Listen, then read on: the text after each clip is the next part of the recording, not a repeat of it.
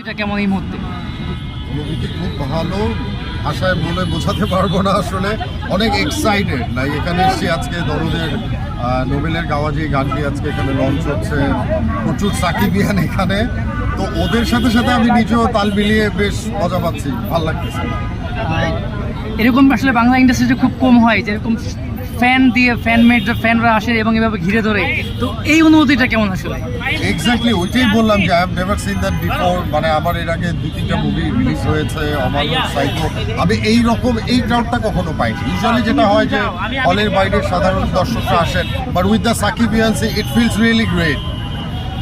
অনন্য মামুনের সঙ্গে কাজ করেছেন, ওইটা কেমন ছিল? ডিরেক্টর হিসেবে তিনি কেমন ছিলেন?